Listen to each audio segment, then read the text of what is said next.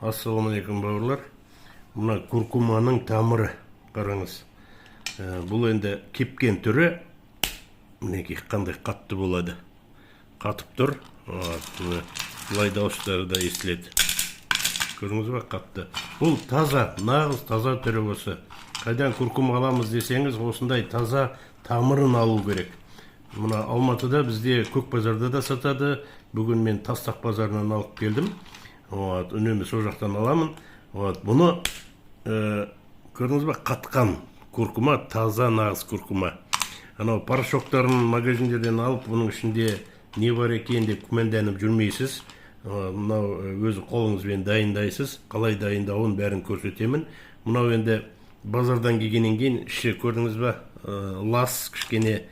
Сол үшін бұны айбеттеп тұрып, жақсылап тұрып қазір жуып, өнеген түнімен суға салып қойып қою керек. 10 сағат суда тұру керек бұл.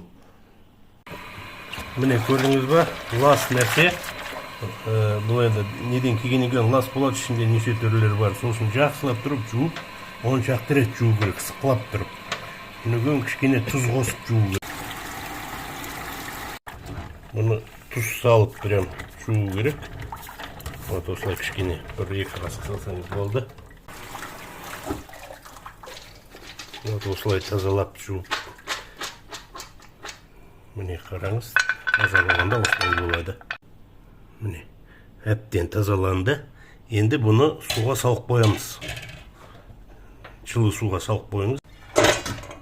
Прям кранның суына кішкене өте ыстық болмасын, жай жылы болсын. Болды. Бұл түнімен тұрады. Активизироваться етеді, сүніген жаңағы жұмсарып, турауға оңай болады. Міне енді, осылай дайындайды. Міне кейіңіз. Осылай таңға дейін тұрсын. Міне қазір қараңғы, сағат 12 болды. Түнгі ертеңете сағат сол 7-8-де, 10 сағат өтсе болды. Өзі жібіп, айбет болып тұрады. Сосын біз аны қалай жасайтынымызды көрсетем. Ол уже екінші бөлім болып кетер. Бірінші бөлімде осы үлгергенімізше қойдық. Енді қалған екінші бөлімде көресіздер.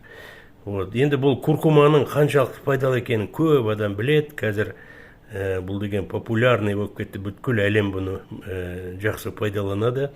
Әсіресе мына ыстық жақтарда. Егер осы ыстық жақтарда осы болмағанда, адамдар қазір не болса соны жейді ғой жақта да.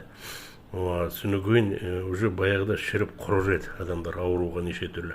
Осының арқасында адамдардың денсаулықтары мықты.